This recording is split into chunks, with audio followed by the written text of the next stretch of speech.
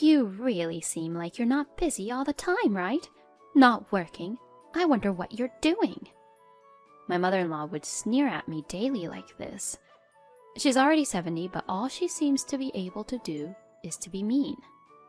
Or perhaps it's due to her age that she's gradually becoming mean to me like that. So far, the elderly people I've met have either been very kind or very nasty, with no in-between, so that might be why I think this way. My name is Molly, a 45-year-old housewife. I live in my husband's family home. We have a daughter, who is already a third-year university student. As our daughter attends a university far away, she lives in a dormitory. She chose to move into a strict dormitory over an apartment because she wanted to avoid being a burden to us. So now, living in the family home are my mother-in-law, husband, me, and my sister-in-law. My sister-in-law is 50, older than me, and is not married. Well, in other words, she's someone who earns money but prefers to live rent-free with her parents. She spends all her earnings on herself and seems to plan on living off her mother's pension. She does occasionally contribute to household expenses, but that's only about $100. But maybe it can't be helped that she can only contribute that much, because she's just a part-time worker. She apparently started working full-time for a small company after graduating high school, but she caused some trouble at work and ended up quitting. Actually, I think she might have been forced to quit work. Then, finding full-time work bothersome, she started working part-time. So, she's exactly what you'd call a part-timer. And so, she's been idling along and reached to this age. I think it's fine that she's unmarried and works part-time, as long as she doesn't bother anyone else. But my sister-in-law looks down on me and speaks in a condescending manner. She belittles and looks down on me for doing housework during the day. Being capable of nothing but housework. How incompetent. Can't you even work any part-time jobs? You're at the bottom of the society. Well, I don't mind being at the bottom. You quit your old job, didn't you? You probably caused some sort of problem, didn't you? Excuse me?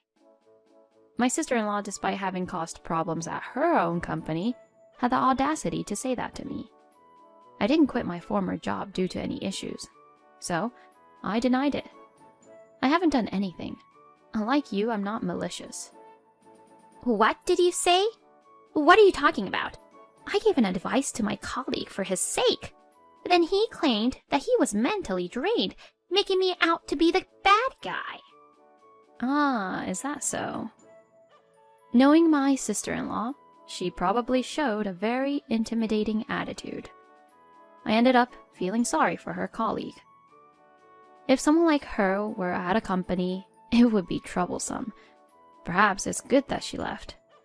She really is an unpleasant sister-in-law. I hate my sister-in-law, my mother-in-law, and my husband. I've refrained from divorcing my husband at this age, though the thought of divorce often crosses my mind. All of them are nasty and have twisted personalities, so dealing with them is exhausting. One night, my mother-in-law seemed to wake up to go to the toilet, and seeing a light in my room, she peeped in.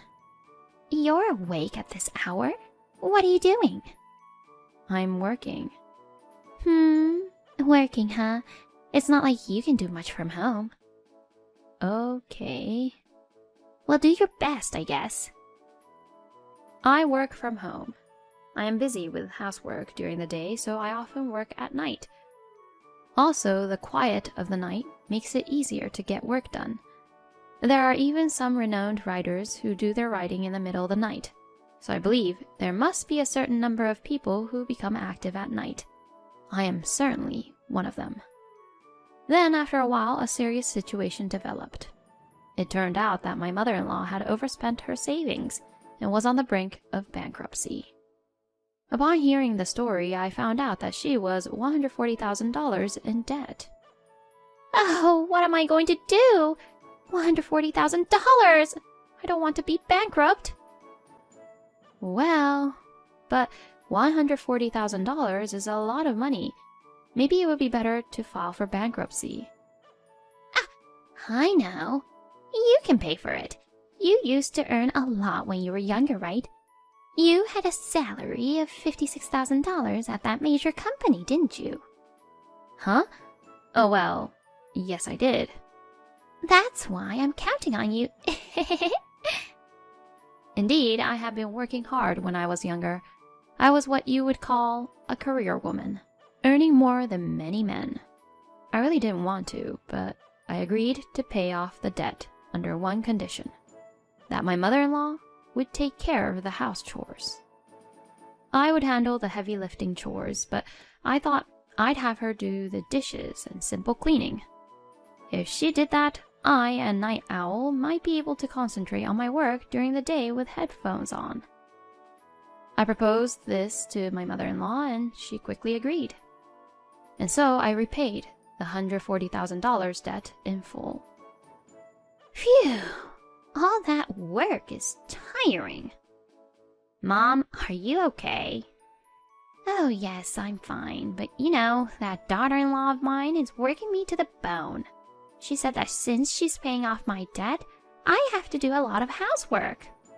She's using me like her slave, making me work so hard at my age. That's terrible. What's wrong with her? Hey, Molly? Yes, what is it? You're awful, abusing your mother-in-law like that. How can you treat an elderly woman like that and feel good about it? No, I'm not overworking her. I'm just asking her to do simple house chores. That's not true. She's making me carry heavy laundry clothes and buy lots of groceries. See, she's saying that. This is called abusing the elderly people. What? I never asked her to do such a thing. Be quiet. You're the one who took advantage of my weakness and proposed this deal. You say you want to work during the day with headphones on, but you're not even making money, are you? You quit a good company. You're just a housewife. No, you're just a slave. That's right. Don't get ahead of yourself. You're not even earning decent money, yet you talk about work. People like you, who doesn't earn much, should get out. I got it. I was saddened. I truly wasn't demanding any unreasonable housework. However, my mother-in-law, in an attempt to portray herself as a poor old lady, would intentionally stumble along and carry heavy things. My sister-in-law, upon seeing this, got the wrong idea that I was making her do so. I realized I had been tricked by my mother-in-law. Even when I told my husband about this, he didn't say anything. I was done with my husband too. When I asked my daughter, who lives far away, if I could divorce, she said I should do it quickly. So I made up my mind to divorce and filed for it. And I started packing my belongings. Since I wasn't told to leave immediately, I thought I'd take only what I needed for my things in the house. Then the moving day came. First, I had all my belongings loaded into the moving van. The furniture that I bought when I was single, which I cherished them, and the home appliances that I bought were all loaded into the van. My mother-in-law and her family were making a huge fuss. Why are you taking the vacuum cleaner too? You should leave this here. No, because I bought it with my money. What are you talking about? It's a family thing, isn't it? But I was the only one using the vacuum cleaner. Oh, I also need to take the microwave and the oven. Stop it! What are you doing? Well, I bought these with my savings, so it's okay, right? I think you should buy a new one. My husband, too, was also saying things like, "Stop taking the bookshelf."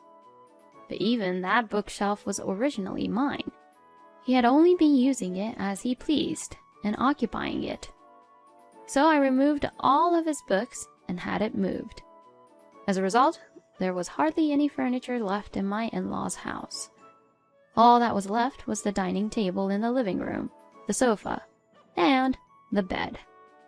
Even the dressers of my mother-in-law and sister-in-law were ones that I bought for them, so I thought I would take them and sell them. I thought I might get a little money if I took them to a recycle shop. Then the police arrived. My mother-in-law and rest of the family didn't expect any police at their home. However, the real drama was about to start. Huh? Why the police? Don't tell me you've done something.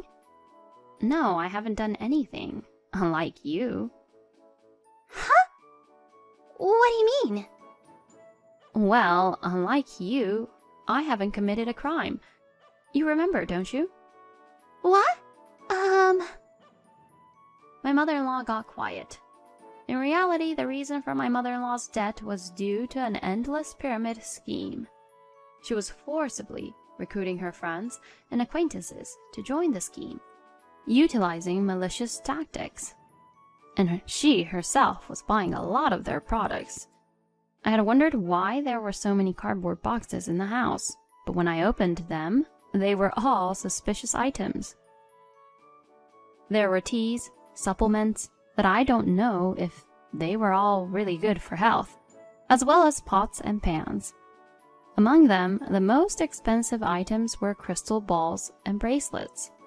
Apparently, having these crystal balls and bracelets is supposed to bring good luck. My mother-in-law blindly believed in the organization and was buying their products endlessly.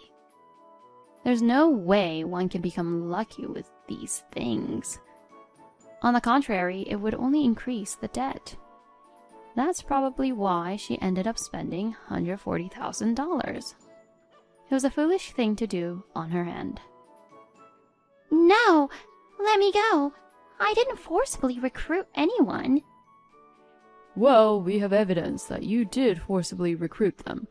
We even have recordings and videos. No way! Stop. What are you going to do with an old lady like me? This is called harassing the elderly. There's no young or old in crime. Regardless of age, those who do wrong get arrested. Now get in the car. No! Mom, stop! Don't take her away! Like that, my mother-in-law was taken away by the police. After confirming that she was taken away, I drove off. The place I arrived at was my new residence. It's a bit small, but it's enough space for one person. My daughter will probably only come to visit me occasionally, so I don't need a large apartment. And thus, my new life began. However, I really want to get back that $140,000. So I thought I would have to pressure my mother-in-law. My mother-in-law, having been fined less than $3,000 for fraud, must be feeling the pressure mentally. I decided to add to that pressure. My mother-in-law, who couldn't even pay the fine, seemed to have sold the house reluctantly. Probably because neither her daughter nor my ex-husband would even pay the fine of less than $3,000. Although I didn't want to, I decided to visit my mother-in-law again. And I thought I would tell her that I wanted my money back. After all, it's not like I was happy to give her the $140,000, and I was deceived by her after paying the amount. So, I went to the house of the relatives who were taking care of my mother-in-law's family. What are you here for? You sold the house, didn't you? So you still have money, right? Huh? Well, yes, I do. How much do you have? Please, be honest. The land and the house together made $140,000. It was a good location, so it sold for that price even though it's old. Oh, in that case, I'll have you return the $140,000. The $140,000 that I paid. What? That's impossible. I was saving it for a new apartment. Oh, you're going to buy a new apartment? How dare you, despite still doing wrong things. Huh? What wrong things? Aren't you having an affair with Mr. Brown from the neighborhood? I heard it from a gossip-loving lady. Wait a minute. My mother-in-law was widowed after the death of her husband. Indeed, her husband passed away when she was 60. I understand that she might be lonely, but I think it's questionable to lay a hand on a married man from elsewhere. Well, that man, Mr. Brown, is a 75-year-old elderly man. I guess they both must be pretty energetic. I have a video here as proof. Would you like to watch it? Stop it! All right, I'll play it then. Ignoring my mother-in-law's voice, I started playing the video on my phone. The video shows my mother-in-law and Mr. Brown having a dirty conversation and doing strange things. What on earth are they doing in broad daylight on a road where people pass by? I thought it was embarrassing to be over 70 and not have any discretion. If you return the $140,000, I'll keep quiet about this to Miss Brown. So, what will you do?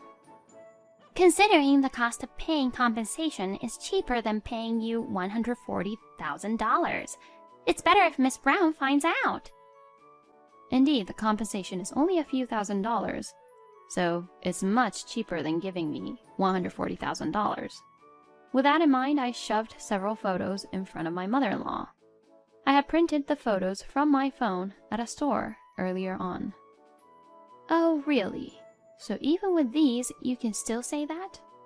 Let's say, hypothetically, the compensation is $7,000 per person. 10 people would be $70,000. And 20 people would be $140,000, right? The number of married men you've been involved with is 30, isn't it? No! You're very energetic, even though you were acting so weak in front of me. Being able to date 30 people at the same time? What a femme fatale. And all of them are married men. How scary. You're quite something. That's right. It wasn't just Mr. Brown who my mother-in-law was involved with. Incredibly, she was dating almost all of the men in the neighborhood. Moreover, all of them were married and still had their spouses. How can she manage to date 30 people at the same time, I wonder? Maybe she had it arranged, like this person on Monday, this person Tuesday, and so on. She is truly a terrifying old woman. Could you return the $140,000 to me if you don't want this to get out? I'll pay, so please don't say a word. I beg you, please, forgive me. Understood. Then I expect $140,000 by next Friday.